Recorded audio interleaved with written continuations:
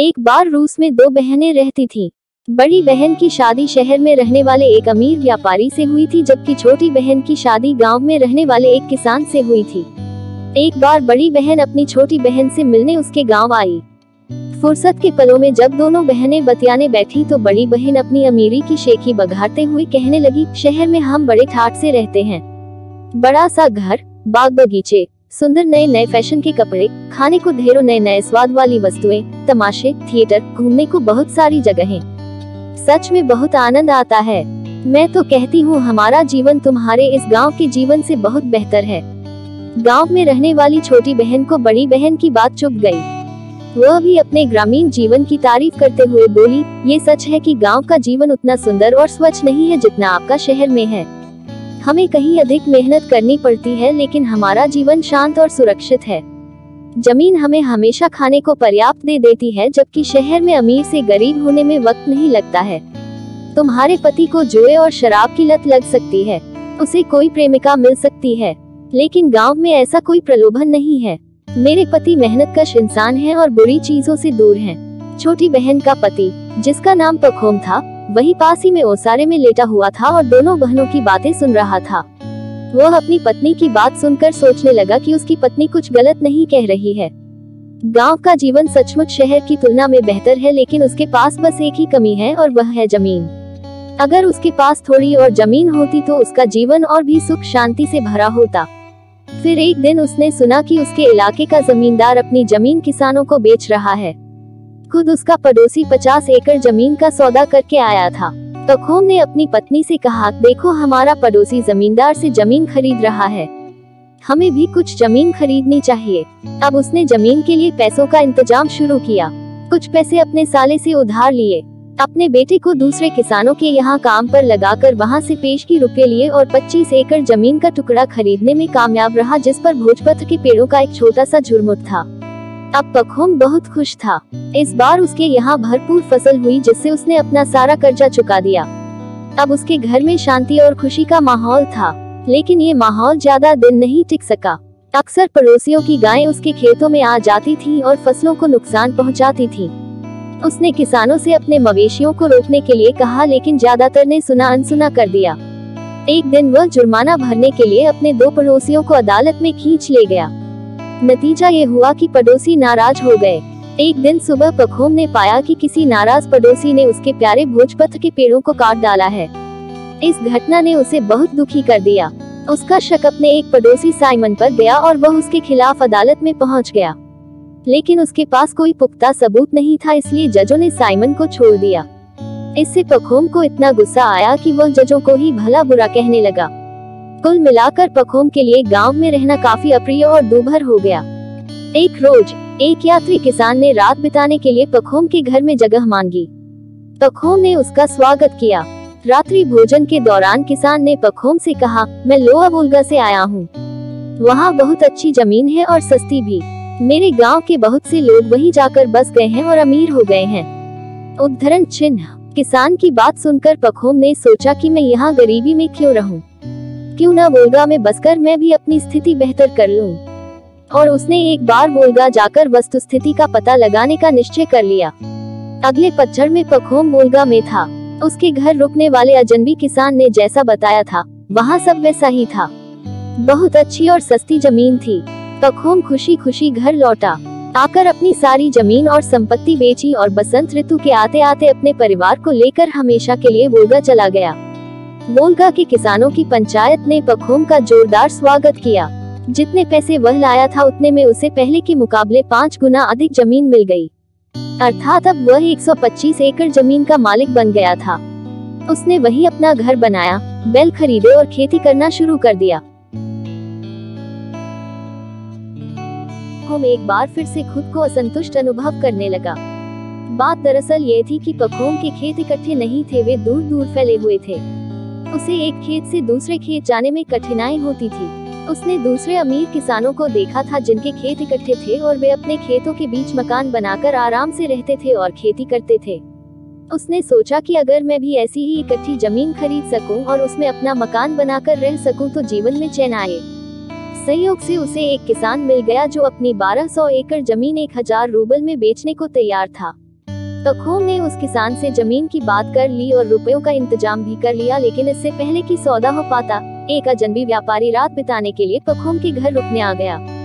रात को बातचीत के दौरान व्यापारी ने बताया, मैं बहुत दूर बशकिर प्रदेश से आया हूँ। वहाँ के लोग बहुत ही अच्छे और मिलनसार हैं। उनके पास इतनी जमीनें हैं कि उन्होंने मुझे मात्र 1000 रूबल में 12,000 एकड़ जमीन बेच दी। इतनी सस्ती जमीन धरती पर शायद ही कहीं मिले, और जमीन भी कैसे, एकदम सोना उगलने वाली उपजाऊ, जिसके बगल में ही नदी बहती है। व्यापारी की बात सुनकर पखोम ने सोचा कि मैं यहाँ 1200 एकड़ के लिए 1000 रूबल क्यों दूं, जब मुझे इतने ही पैसों में 10 गुना ज्यादा जमीन मिल सकती है। उसने जमीन का सौदा स्थगित किया और व्यापारी की बातों की सच्चाई पता लगाने के लिए बशकिर देश जाने का निश्चय कर लिया। अपने परिवार को वहीं छोड़ और एक विश्वस्त नौकर को साथ लेकर पखोम बशकिर देश की ओर निकल पड़ा। रास्ते में पड़ने वाले एक शहर से उसने बशकिर वासियों के लिए कुछ उपहार खरीदे और कुछ दिनों में वहां पहुंच गया। व्यापारी ने जैसा बताया था, बशकिर को उसने उससे बढ़कर ही पाया। वहां के लोग बड़े खुशमिजाज और लापरवाह किस्म के थे। उन्होंने पखोम का बड़े ही दोस्ताना ढंग से स्वागत किया। पखोम ने भी साथ लाए उपहार उन लोगों को बांटे। रात में उन लोगों ने पखोम को एक आरामदायक तंबू में ठहराया और पूछा, आप इतनी दूर से आए हैं, बताइए हम आपके लिए क्या कर सकते हैं। पखोम ने कहा, मैं यहाँ आप लोगों से जमीन खरीदना चाहता हूँ। मेरे गांव की मिट्टी खराब हो गई है, अब उपजाऊ नहीं रही, और जमीन भी मेरे हिसाब से बहुत कम है। बशकिरों ने कहा, हम आपको जितनी चाहिए उतनी जमीन दे देंगे, लेकिन इसके लिए हमारे सरदार की अनुमति आवश्यक होगी।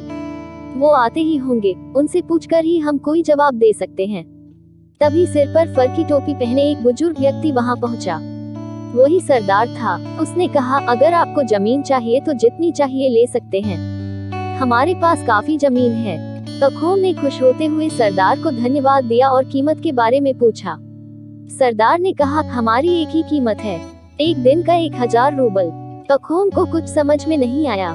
उसने पूछा, एक दिन का 1000 रूबल, भला दिन का जमीन की कीमत से क्या ताल्लुक। सरदार ने समझाया, तुम्हारे पास वो सारी जमीन हो सकती हो जितनी तुम एक दिन में पैदल चलकर घेर सकते हो, उसकी कीमत होगी 1000 रूबल। इस अजीबोगरीब बात से हैरान पखोम ने कहा, लेकिन एक दिन में तो मैं जमीन के बहुत बड़े टुकड़े पर घूम सकता हूँ, तो क्या वो सारी मेरी हो जाएगी।